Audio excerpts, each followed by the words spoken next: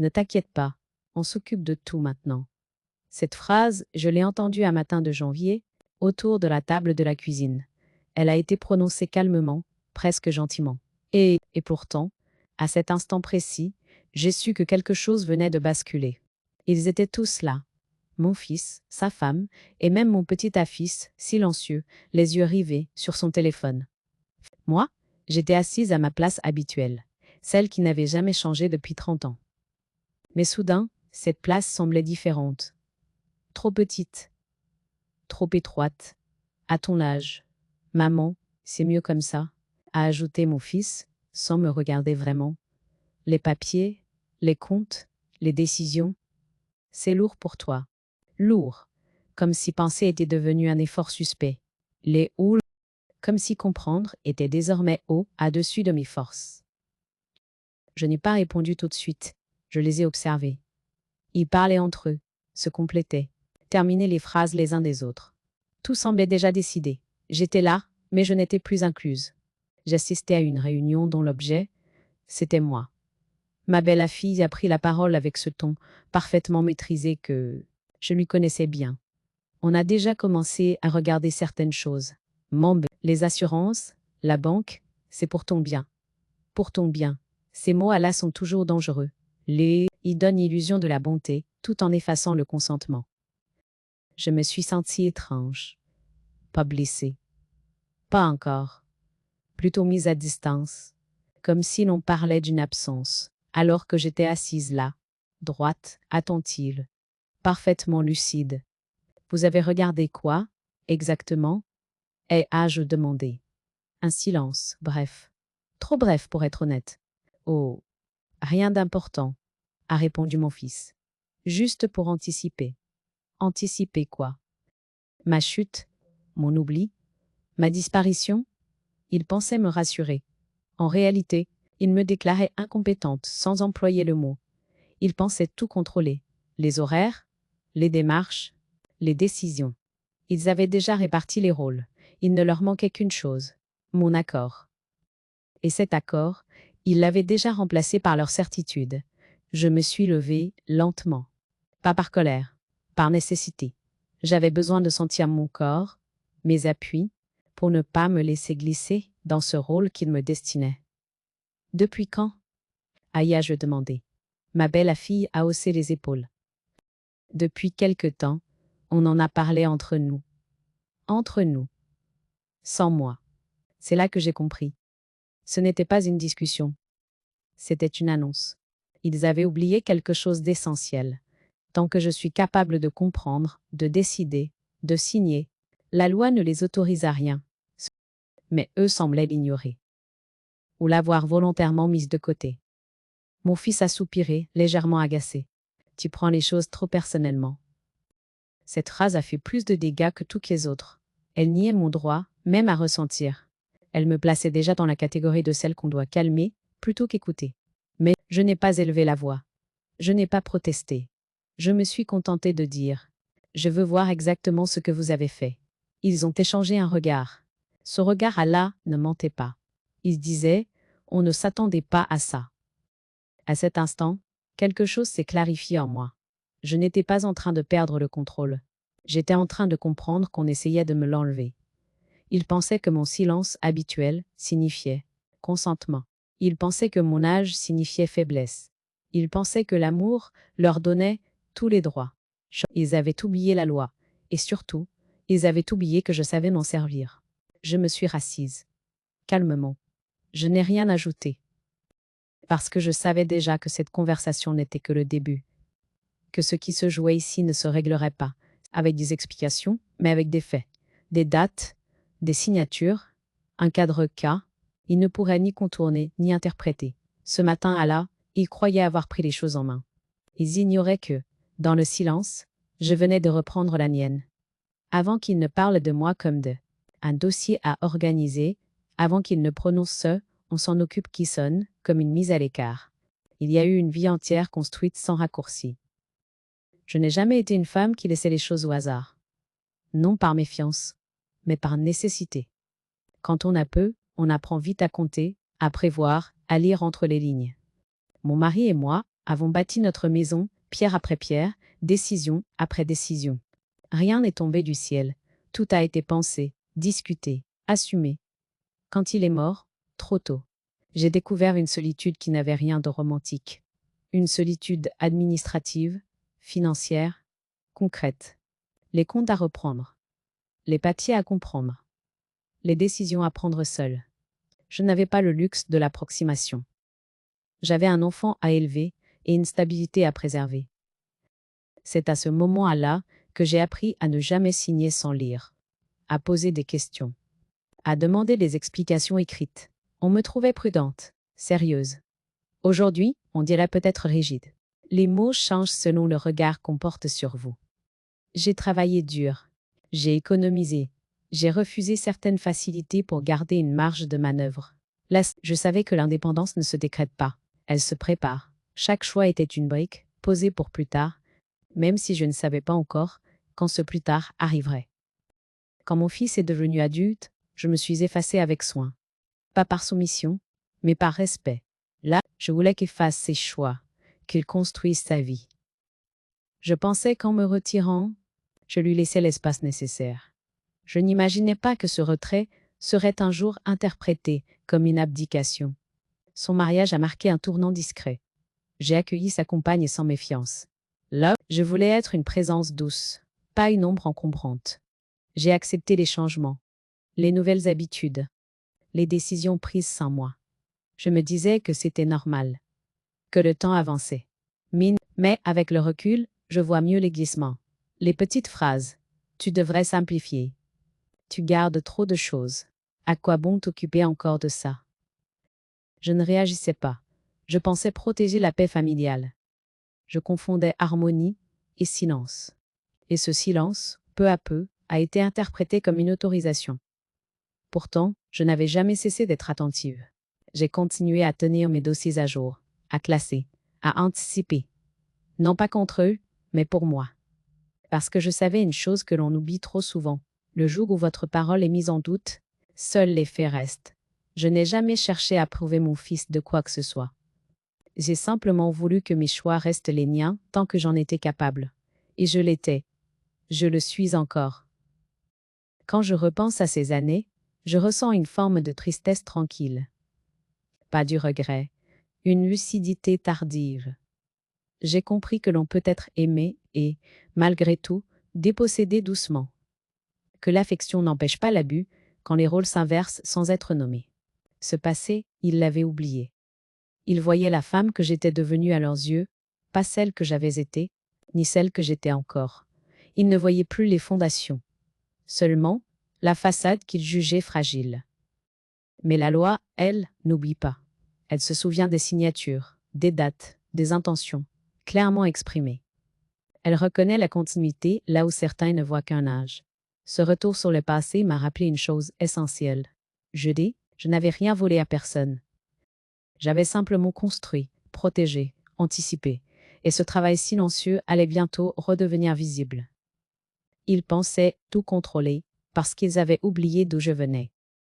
Et surtout, ils avaient oublié que je n'avais jamais cessé de savoir exactement ce que je faisais. Au début, je n'ai rien vu venir. Ou plutôt, j'ai vu, mais je n'ai pas nommé. Les premiers signes de rejet sont rarement violents. Ils sont polis, enveloppés, presque attentionnés. C'est ce qui les rend si difficiles à contester. Tout a commencé par des remarques anodines. Tu devrais te reposer davantage. Laisse à nous gérer, c'est plus simple. Des phrases prononcées avec douceur, comme si elles étaient là pour m'alléger. Mais je souriais. Je disais merci. Je pensais encore que l'on me parlait par amour. Puis les gestes ont suivi. On a commencé à faire à ma place. Ranger mes papiers sans me prévenir. Répondre à certains courriers avant que je ne les dise. Appeler la banque pour se renseigner. À chaque fois, on m'expliquait que c'était provisoire, pratique, sans conséquence. À chaque fois, mon espace se rétrécissait d'un pas. Je me souviens d'un après à midi précis. J'étais à la table du salon, en train de classer des documents. Mon fils est passé derrière moi, a jeté un coup d'œil, puis a dit « Tu sais, ce serait mieux si on centralisait tout. » Centraliser, le mot m'a glacé. Il ne parlait pas d'aide, il parlait de transfert. Ment, ma belle fille a renchéri, avec ce sourire calme qui ne laisse aucune prise. Comme ça, tu n'auras plus à t'en soucier. Ne plus m'en soucier. Comme si penser était devenu un fardeau dont il fallait me libérer. Je n'ai pas protesté. Pas encore. Je voulais comprendre jusqu'où cela irait. J'observais. Je notais mentalement. Les regards échangés quand je posais une question. Les soupirs discrets quand j'insistais, pour lire moi-même. Les phrases qui se terminaient par fait à nous confiance. Un jour, j'ai cherché une enveloppe importante. Elle n'était plus à sa place. J'ai demandé où elle était passée. Ma belle fille m'a répondu, naturellement, je l'ai rangée avec les autres. Tu risquais de l'oublier. Cette phrase m'a fait plus mal que je ne l'aurais cru. Elle ne me reprochait rien. Elle me dépossédait doucement de ma fiabilité. Et ce genre de dépossession ne se récupère pas par une simple mise au point. Mais j'ai commencé à sentir que l'on parlait de moi en mon absence, des discussions qui s'arrêtaient quand j'entrais dans une pièce, des décisions déjà prises quand je posais une question. Je n'étais plus consultée, j'étais informée. Et parfois, même pas. Mon fils oscillait. Par moments, protecteur. Par moments, impatient. Il se disait vouloir m'aider, mais il ne supportait plus que je pose des limites. Ma résistance tranquille semblait l'irriter davantage que n'importe quelle colère. Les humiliations étaient subtiles, jamais frontales. Tu te rappelles vraiment de ça? Tu es sûr que c'est comme ça que ça fonctionne? Ah, des questions posées devant d'autres, toujours sur le ton de la vérification. Comme si ma parole devait désormais être validée. Je me suis surprise à douter. Non pas de ma mémoire, mais de mon droit à la défendre. Et ce doute-là est dangereux. Il vous pousse à vous taire pour ne pas paraître excessive. Il vous enferme dans une prudence qui ressemble à de la sagesse, mais qui est en réalité une peur de déranger. Je me suis souvent demandé à quel moment précis j'avais cessé d'être une femme autonome pour devenir un sujet d'inquiétude. Il n'y a pas eu de rupture nette, seulement une succession de petits renoncements acceptés par amour, par fatigue, par habitude. Pourtant, au fond de moi, quelque chose résistait, une lucidité calme, presque obstinée. Je savais que ce que je vivais n'était pas normal, que l'on peut aider sans contrôler, que l'on peut aimer sans décider à la place de l'autre. Alors, j'ai commencé à écrire, discrètement, les phrases exactes, les dates, les situations. Non pas pour accuser, mais pour ne pas oublier, parce que je sentais que, bientôt, on me demanderait des preuves. Ici, je ne voulais pas parler de ressentis vagues, je voulais parler de faits. Ce jour-là, en refermant mon carnet, j'ai compris une chose essentielle. Le rejet ne commence pas quand on vous exclut. Il commence quand on vous réorganise, sans votre consentement. Il disait vouloir me protéger. Il commençait à me contrôler. Et je savais désormais que si je ne faisais rien, ce glissement deviendrait irréversible. Le temps de l'observation touchait à sa fin. Une autre étape approchait. Plus claire, plus brutale peut-être. La goutte d'eau n'était plus très loin. Il y a toujours un instant précis où l'on cesse d'expliquer. Un moment où Léa, on comprend que continuer à se taire reviendrait à consentir. Pour moi, cet instant est arrivé un matin ordinaire, trop ordinaire pour annoncer ce qui allait suivre. Ma belle fille m'a tendu une enveloppe. On a fait les démarches. A-T-A-L dit simplement. Les démarches. Pas des. Laisse. Je me souviens avoir regardé l'enveloppe, sans la prendre tout de suite. Elle était épaisse, officielle. Ce genre de papier qui n'entre jamais dans une maison par hasard. Non, j'ai senti une crispation légère dans mes épaules. Pas de peur. Une alerte. Quelle démarche? Ai-je demandé. Elle a échangé un regard rapide avec mon fils. Ce regard-là, je le connaissais maintenant. Alors, celui qu'on a quand on a déjà décidé, et qu'on espère que l'autre suivra. Pour simplifier les choses, a répondu mon fils. La banque, surtout. Et certaines autorisations. Autorisation, le mot s'est imposé à moi avec une violence silencieuse. J'ai ouvert l'enveloppe. Lentement. J'y ai trouvé des documents préparés, remplis, presque prêts à être signés. Des phrases toutes faites. Des cadres prévus pour ma signature, placés au bas des pages, comme une formalité attendue. Eh bien, je n'ai pas tout compris immédiatement. Mais j'ai compris l'essentiel. Ils avaient parlé à ma place. décrit ma situation, présenté leur version de ce que j'étais devenue. Ce n'était plus de la protection. C'était une tentative d'officialisation. Vous avez fait ça sans m'en parler? Ma voix était calme. Trop calme pour eux, sans doute. Ils s'attendaient à de la confusion, à une inquiétude fébrile. Ils ont trouvé une lucidité froide. Ma belle fille a pris ce ton rassurant qui ne rassure que celui qui parle. On ne voulait pas t'inquiéter. Et puis, tu sais, à ton âge, je l'ai arrêté d'un geste. Ne termine pas cette phrase. Moi, un silence lourd est tombé dans la pièce. Mon fils a soupiré, visiblement contrarié. Tu réagis mal, a hâte a dit. On fait ça pour t'éviter des erreurs. C'est à cet instant précis que j'ai compris que je n'étais plus perçue comme une personne, mais comme un risque à gérer. Et cette prise de conscience a tout changé. Je me suis assise. J'ai relu les documents. Ah, j'ai repéré les formulations floues, les glissements de vocabulaire, les zones d'interprétation. Je savais lire. Je l'avais toujours su, et plus je lisais, plus je voyais clairement ce qu'ils avaient oublié. Aucun de ces papiers n'avait de valeur sans mon accord éclairé. Ils pensaient tout contrôler. Ils avaient oublié la loi. Je leur ai rendu l'enveloppe. Je ne signerai rien. Et je dis. Et à partir de maintenant, toute démarche me concernant se fera avec moi, ou pas du tout. Ma belle fille a blêmi. Mon fils a levé les yeux au ciel, comme si j'étais devenue soudain compliquée. Ce mot-là, je le connaissais aussi. Compliqué signifie souvent résistante. Tu dramatises. A-A-T-A-I tenté. Non. Je ne dramatisais pas. Je nommais. Ce jour-là, quelque chose s'est brisé entre nous. Pas l'amour, peut-être. Mais l'illusion que ils pouvaient décider pour moi sans conséquence. Ils avaient franchi une limite claire. Et je savais désormais que si je ne posais pas un cadre ferme, d'autres décisions suivraient. Plus graves, plus contraignantes. Ce soir-là, seule dans ma chambre, j'ai ouvert mon carnet. J'ai noté chaque détail, les mots exacts, les dates, les documents présentés, non par colère, mais par méthode. Parce que je sentais que ce moment serait un pivot, celui que l'on nie ensuite, mais celui qu'on réécrit. Je me suis surprise à être calme, profondément. Ce calme là n'était pas de la résignation.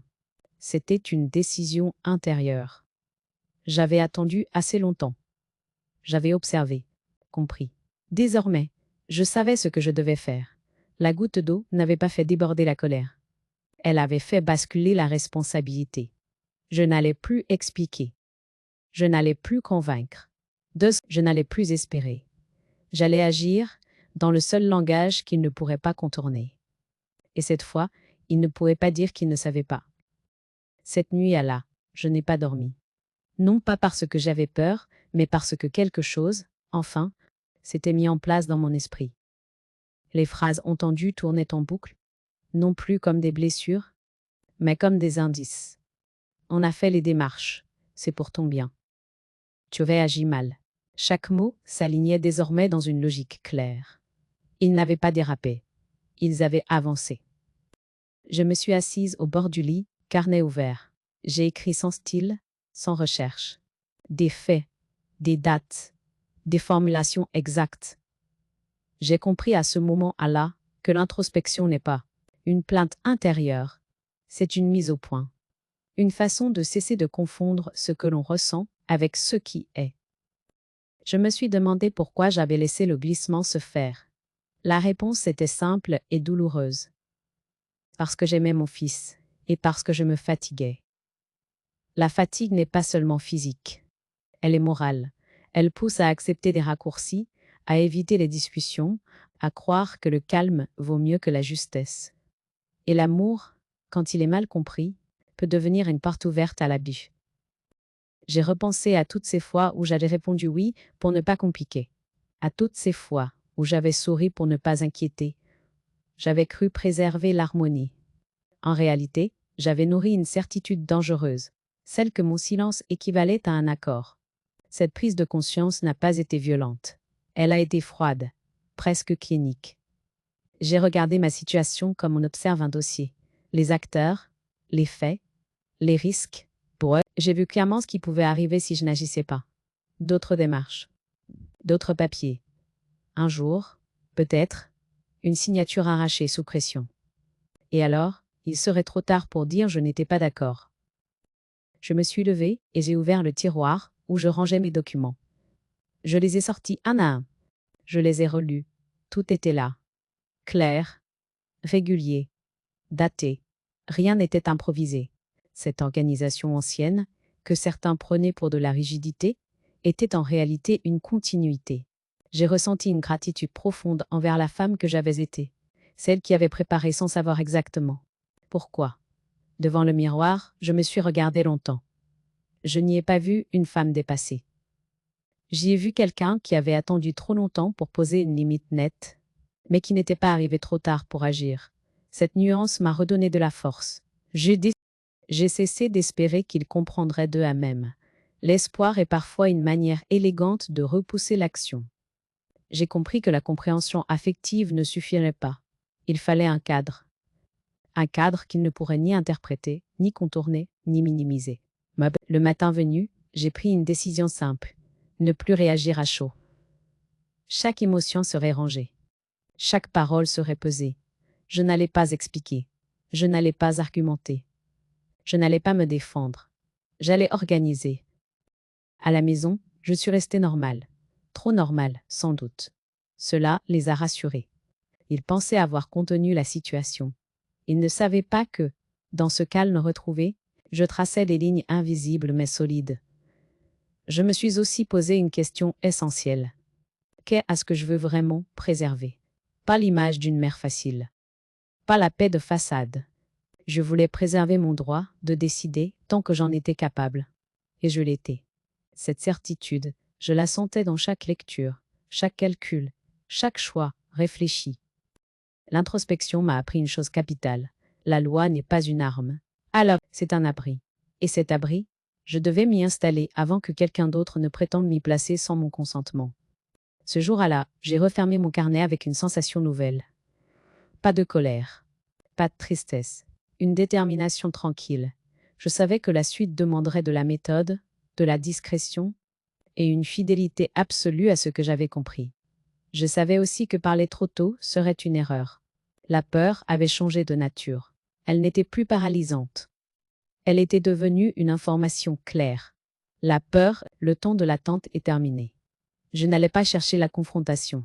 Je n'allais pas chercher la reconnaissance. J'allais chercher la protection. Dans le silence, dans la précision, dans le droit. Et cette fois, il ne pourrait pas dire qu'il n'avait pas été prévenu. Une fois la décision prise, je me suis imposé une discipline. Ne rien laisser paraître. La préparation n'est efficace que lorsqu'elle se confond avec la normalité. À la maison, je continuais à vivre comme avant. Je posais les mêmes questions. Je faisais les mêmes gestes. Je souriais au même moment. Cette continuité les rassurait. Ils pensaient que l'épisode de l'enveloppe était clos. Il ne l'était pas. J'ai commencé par les fondations. Les documents, d'abord. Je les ai sortis un à un, tôt le matin, quand la maison dormait encore. Je les ai étalés sur la table, dans le silence. Titres, relevés, contrats, courriers, chaque papier avait une histoire. Chaque signature avait un contexte. J'ai vérifié les dates, les mentions, les clauses. Rien n'était laissé au hasard. Ce travail patient m'apaisait. Il me rappelait que la clarté est une forme de protection. Puis j'ai pris rendez-vous, discrètement. Un créneau banal, en semaine, à une heure où personne ne pose de questions. Je n'en ai parlé à personne, pas par secret, mais par méthode. La moindre confidence aurait été interprétée comme une ouverture, une invitation à intervenir. Le jour venu, je suis partie avec un sac simple et la chemise cartonnée. Je n'avais pas besoin d'expliquer mon histoire en détail. J'avais besoin que les faits soient constatés. Dans ce bureau neutre, je me suis sentie à ma place. Pas comme une femme qui se défend, mais comme quelqu'un qui organise. Nous avons repris point par point les comptes, les biens, les décisions déjà prises. Ce qui était clair, ce qui devait l'être davantage. J'ai ouvert un compte à mon nom seul. Non pour cacher, mais pour séparer. La séparation n'est pas une rupture, c'est une frontière saine. J'ai demandé que certaines volontés soient formalisées par écrit, non par défiance, mais pour éviter toute interprétation future. Chaque signature était posée sans trembler. Je ne ressentais ni excitation ni revanche, seulement une cohérence retrouvée. Je n'agissais pas contre eux, j'agissais pour moi. Cette nuance était essentielle. À la maison, je restais calme, présente, aimable. Ils me trouvaient apaisée, peut-être même soulagée. Ils ignoraient que ce calme était devenu stratégique. J'évitais de laisser traîner des courriers. Je rangeais avec soin. Je répondais aux questions pratiques sans m'étendre. Je ne donnais aucun détail inutile. Un soir, ma belle-fille a lancé, comme en passant, « Tu es très organisée ces temps assis ». J'ai répondu simplement, « Je l'ai toujours été ». Ce n'était ni une provocation, ni une justification. C'était un fait. J'ai aussi commencé à consigner, non pas mes émotions, mais les événements, les dates, les paroles exactes, les décisions prises sans moi. Je savais que, le moment venu, on tenterait de réécrire. La mémoire précise est une alliée fidèle quand les récits deviennent flous. Il m'est arrivé de douter, brièvement, non de mon choix, mais de ma capacité à rester silencieuse jusqu'au bout. J'ai compris alors que le silence n'est pas une absence de parole, c'est une gestion du temps. C'est complet, parler trop tôt aurait tout fragilisé. Attendre renforçait chaque acte posé. Les semaines ont passé. Rien ne semblait changer. C'était exactement ce que je voulais. La meilleure préparation est celle qui ne déclenche aucune alarme. Pendant qu'il pensait tenir les rênes, je fixais des repères qu'il ne pourrait ni contourner ni nier. Peu à peu, je sentais une solidité nouvelle s'installer en moi. Pas une dureté. Une stabilité. Je savais que, lorsque la réalité se présenterait, je n'aurais pas besoin d'élever la voix. Les documents parleraient. Les dates parleraient. Les signatures parleraient. Un matin, en rangeant la chemise cartonnée, j'ai compris qu'elle n'était plus un simple dossier. Elle était devenue un socle. Et sur ce socle, je pouvais attendre le moment juste, sans hâte, sans crainte. Je n'étais plus dans la réaction. J'étais dans la préparation. Ils pensaient tout contrôler. Ils ignoraient que la loi n'aime ni l'empressement ni l'approximation. Elle reconnaît la continuité, la clarté, la volonté exprimée à temps. La suite ne serait pas un affrontement. Ce serait une constatation. Et j'étais prête. Le moment n'a pas été théâtral. Il est arrivé comme arrivent les vérités solides. Sans bruit. Mais sans retour possible. C'est mon fils qui a proposé le rendez-vous. Une phrase courte, presque administrative. On va faire le point, maman. Comme ça, tout sera clair. Tout sera clair. Il pensait parler de moi. Il ignorait que la clarté allait surtout s'imposer à eux. Je n'ai pas posé de questions. J'ai accepté. Mon calme les a rassurés. Ils ont cru que j'avais enfin compris, que j'avais renoncé à compliquer. Ils ne savaient pas que ce calme-là était désormais un choix. Le jour venu, nous nous sommes retrouvés dans un bureau sobre, lumineux, sans signe d'emphase. La table était nette, les chaises alignées. L'endroit respirait l'ordre et la neutralité. Ma belle-fille s'est installée avec assurance, des notes à la main. Elle avait préparé son récit. Elle a commencé à parler de fatigue, d'organisation, de prévention. Ses phrases étaient bien construites, prudentes, presque bienveillantes. Elle évoquait ma situation comme un ensemble de risques à anticiper. Elle parlait d'allègement, de simplification, de sécurité. Elle ne m'accusait pas, elle me décrivait. Et cette description-là, je la connaissais trop bien. Celle qui prépare une décision déjà prise. Mon fils acquiesçait. Parfois, en silence. Il ne me regardait pas.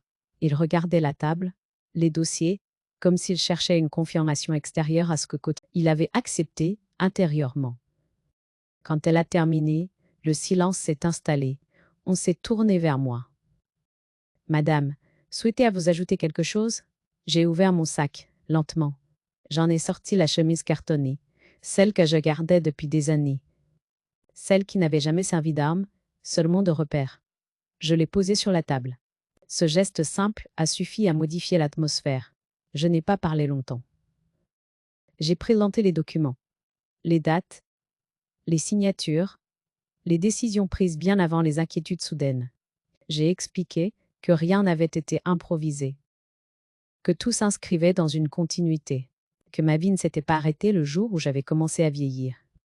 Les papiers ont circulé, on a lu, on a vérifié, le temps s'est étiré, et dans ce temps-là, j'ai senti le récit préparé se fissurer. Les mots ne tenaient plus face aux faits. Ma belle fille a tenté d'intervenir, de préciser, de reformuler, mais ces phrases glissaient désormais sur une réalité, écrite, datée, incontestable. Elle avait construit une intention. Je présentais une chronologie. La phrase est tombée, nette, sans emphase. Rien ne permet de remettre en cause la capacité de madame à gérer ses affaires. Toute décision doit être prise avec son accord éclairé. Je n'ai rien ressenti d'explosif. Pas de joie triomphante. Pas de soulagement excessif. Seulement une stabilité intérieure. Comme si quelque chose, enfin, retrouvait sa place naturelle. Mon fils est resté silencieux. Ce silence-là n'était plus une fuite. C'était une découverte. Il comprenait que ce qu'on lui avait présenté comme un désordre était, en réalité, une organisation qui lui échappait. En sortant, ma belle fille a marché devant nous, raide, pressée. Elle n'a rien dit. Mon fils m'a rejointe près de la porte. « Pourquoi tu ne nous as rien dit avant ?»« Ah, a-il murmuré. Je l'ai regardé sans dureté. Parce que parler n'aurait pas suffi. Il a hoché la tête. Lentement, il comprenait. Trop tard peut-être, mais il comprenait. À partir de ce jour-là, les mots ont changé. On ne me demandait plus si j'étais sûre. C'est qu'on me demandait ce que je voulais. Cette nuance disait tout. Je n'ai pas profité de ce renversement. Je n'ai rien exigé. Je me suis contentée d'exister à nouveau dans l'espace qui m'était dû. La chemise cartonnée est retournée dans mon sac. Elle avait rempli sa fonction. Elle n'était plus un secret, ni une menace. Elle était devenue une évidence. Ils pensaient tout contrôler. Ils avaient oublié la loi. Le piège ne s'était pas refermé par ruse. Il s'était refermé par cohérence. Et dans ce calme retrouvé, j'ai compris une chose essentielle. Quand on vous croit fragile, la meilleure réponse n'est pas de prouver votre force, mais de laisser la réalité vous défendre. Après ce rendez-vous, rien n'a éclaté avec fracas. Il n'y a pas eu de cris, pas de portes claquées, pas de scènes inutiles. Et pourtant, tout s'est fissuré. La vérité, une fois posée, travaille en profondeur. Elle ne détruit pas toujours immédiatement, mais elle oblige chacun à se repositionner. À la maison, l'atmosphère a changé. Les conversations se sont faites plus courtes, plus prudentes. On ne me parlait plus haut là-dessus, mais on ne savait pas encore comment me parler avec. Je sentais cette gêne diffuse, ce flottement propre aux rôles qui viennent de s'effondrer. Ma belle fille a été la première à se replier. Elle parlait moins, intervenait moins. Elle ne proposait plus d'organiser, de simplifier, de vérifier. Son assurance s'était dissipée, laissant place à une distance polie, presque froide. Ce retrait n'était pas du respect soudain. C'était une perte de contrôle, et perdre le contrôle est toujours déstabilisant pour ceux qui s'y sont habitués. Mon fils, lui, oscillait. Certains jours, il était trop présent, presque attentionné. D'autres, il se murait dans un silence lourd. Il cherchait visiblement à réparer quelque chose, sans savoir quoi exactement. Il parlait de malentendus, d'inquiétudes, de fatigue accumulée. Je l'écoutais sans interrompre, mais je ne réécrivais rien. Ce qui s'était passé ne relevait pas d'une simple incompréhension. C'était une tentative de décision, à ma place. Les proches ont commencé à appeler. Des voix hésitantes. On a entendu dire qu'il y avait eu un rendez-vous. Je répondais peu. Je ne donnais pas de détails. La vérité n'avait pas besoin d'être racontée. Elle s'était déjà imposée là où il fallait. Ce qui m'a frappé, c'est la rapidité avec laquelle les regards ont changé. Ceux qui me parlaient avec une lenteur excessive se sont remis à me parler normalement, mais sans précautions inutiles, sans ce ton faussement protecteur, comme si la reconnaissance officielle avait restauré une évidence que l'on avait volontairement oubliée, mais cette restauration n'a pas été sans conséquence. Les tensions se sont déplacées. Elles ne me visaient plus directement. Elles circulaient autour de moi. Entre mon fils et sa compagne. Entre leurs certitudes respectives. La vérité a ce pouvoir particulier. Elle révèle ce qui tenait uniquement par l'effacement d'un autre. Un soir, mon fils m'a dit, d'une voix basse, Je ne pensais pas que tu avais tout prévu depuis si longtemps. Je l'ai regardé longuement avant de répondre. Je n'ai jamais prévu contre vous. J'ai prévu pour moi. C'est... Il a baissé les yeux. Ce geste m'a plus ému que je ne l'aurais cru. Il contenait une reconnaissance tardive, imparfaite, mais réelle. Je savais pourtant qu'elle ne réparerait pas tout. Elle arrivait après la rupture.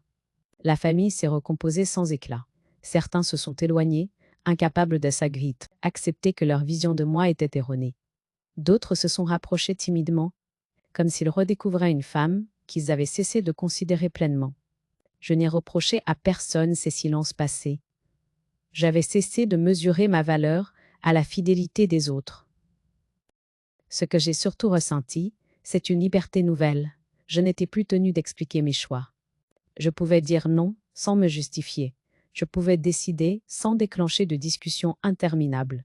Mais cette autonomie retrouvée dérangeait parfois. Mais elle était devenue non négociable. Ma belle fille a tenté, un jour, une phrase prudente. On voulait juste éviter les problèmes. Je l'ai regardée calmement. Les problèmes commencent quand on décide à la place de quelqu'un. Elle n'a pas répondu. Et pour la première fois, ce silence-là n'était pas une stratégie. C'était une prise de conscience. L'éclatement familial n'a pas été spectaculaire.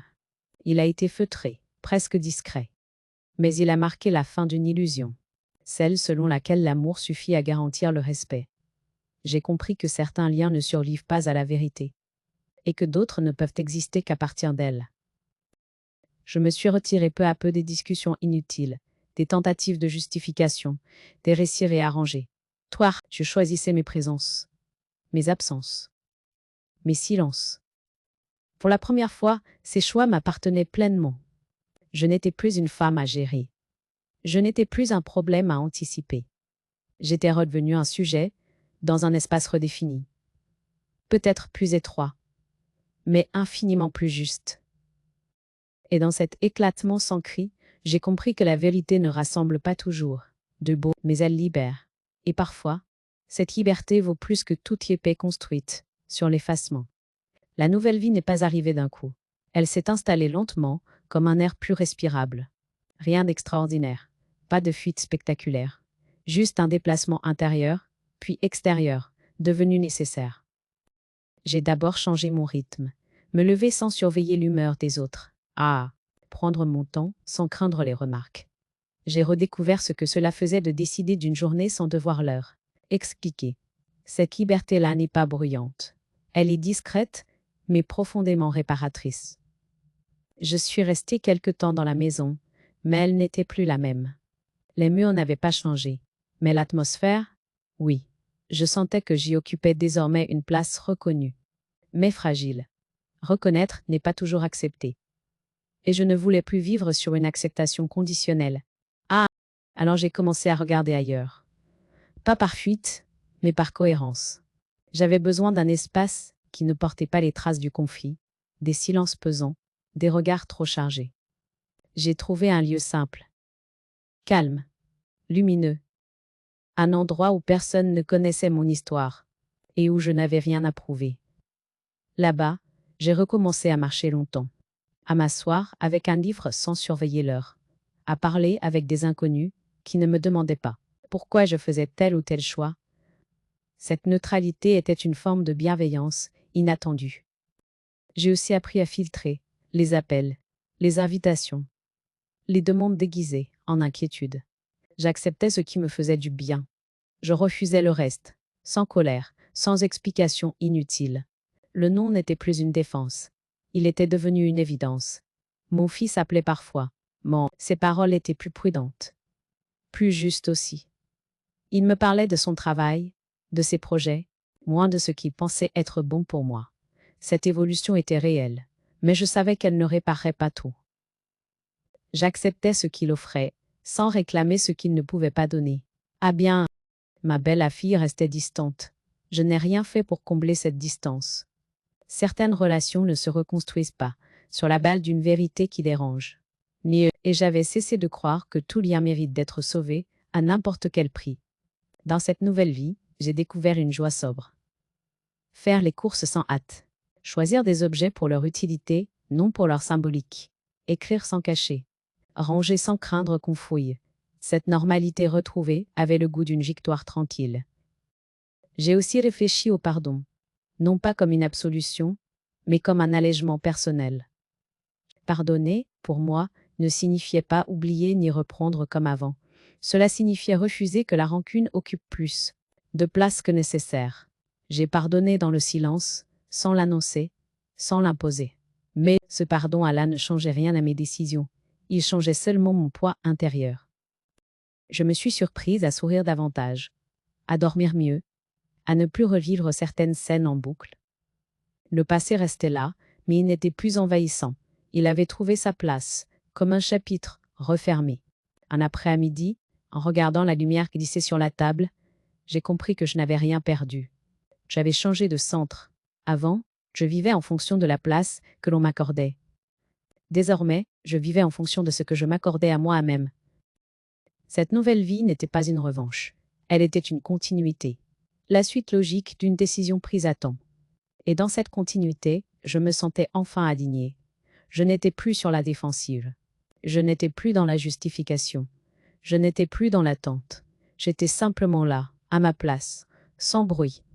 Et cette place là, personne ne pouvait plus me l'enlever. La dernière étape restait à venir. Non pour régler des comptes, mais pour poser un regard définitif sur ce qui avait été traversé. Et une conclusion, non pas pour les autres, mais pour moi. Il y a des victoires qui ne se célèbrent pas. Elles ne demandent ni témoins, ni applaudissements.